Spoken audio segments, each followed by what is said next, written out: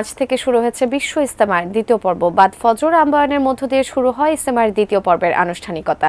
ইজতেমা মাঠে আছেন সহকর্মী সোহাগ বিশ্বাস, সরাসরি যুক্ত হচ্ছে তার সঙ্গে। সোহাগ, ইজতেমার আয়োজন সম্পর্কে জানাবেন, আনুষ্ঠানিকতা সম্পর্কে জানাবেন এবং আপনার কাছে ইজতেমার ময়দান থেকে কি তথ্য আছে?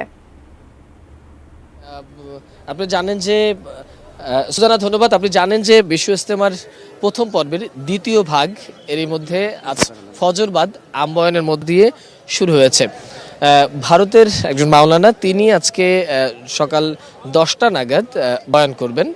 এর মধ্যে কিন্তু প্রথম ভাগের গতকালকে যখনই আখেরি মোনাজাত শেষ হচ্ছে, এরপরে প্রথম ভাগে যারা আখেরি মোনাজাতে অংশ নিয়েছেন তারা চলে গিয়েছেন এবং এরপরে দ্বিতীয় ভাগে যারা এই বিশ্ব ইজতেমায় অংশ নেবেন তারা এর মধ্যে মাঠে আসতে শুরু করেছেন। এবারের যে দ্বিতীয় পর্বের বিশ্ব ইজতেমায় ঢাকার এক অংশ এবং সেই সাথে 22টি জেলা অংশগ্রহণ করছে। আমরা এখানে যারা আছে তাদের সাথে একটু কথা বলি, তাহলে আমরা একটু জানতে চাইবো যে আসলে আজকে কখন থেকে এই কার্যক্রমগুলো শুরু করছেন আপনি? আমরা সকাল ফজর থেকে শুরু করছি আর কি কার্যকলাপ। আমরা খুব আনন্দিত। মুসল্লিগণ আমরা আল্লাহর কাছে প্রার্থনা করছি আল্লাহ আমাদের যেন ক্ষমা করে দেয়।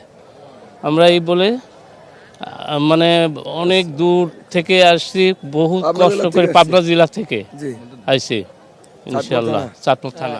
সুজানা, শুনছিলেন যে তিনি পাবনা থেকে এসেছেন, এরকম আসলে যারা এখানে যারা উপস্থিত হয়েছেন বা আজকে যারা এখানে এসেছেন তারা সকলেই আসলে ঢাকা এবং ঢাকার আশপাশে বা বিভিন্ন অর্থাৎ 22টি জেলার এখানে এবারে এই দ্বিতীয় পর্বে অংশগ্রহণ করছেন।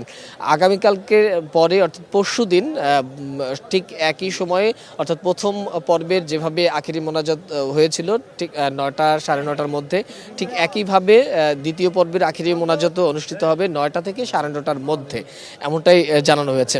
আপনারা জানেন যে এবারের বিশ্ব ইজতেমাটি প্রথম দিকে আসলে এর আগে যেমনটা হয়েছে অর্থাৎ 2018 সালের পরে বিশ্ব ইজতেমাকে ঘিরে যখন দুটি ভাবে বিভক্ত হয়ে যায়, এরপর থেকেই কিন্তু আসলে সুরাই নিজামের অধীনে বিশ্ব ইজতেমা পরিচালিত হয়। এরপরে অর্থাৎ মাওলানা সাদ অনুসারী যারা রয়েছেন তারাও বিশ্ব ইজতেমা করে থাকে।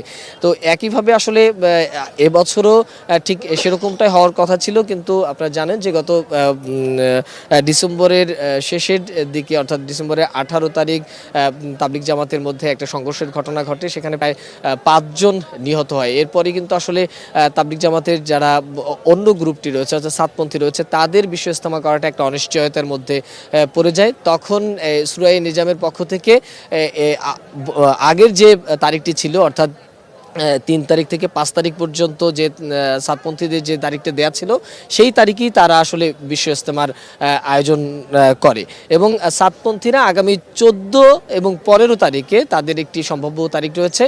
ধারণা করা হচ্ছে ওই তারিখে তারা শর্ত সাপেক্ষে এবারে বিশ্ব ইজতেমা পালন করতে পারবে। সুজানা, আসলে এই ছিল আমার কাছে বিশ্ব ইজতেমায় থাকা সর্বশেষ তথ্য।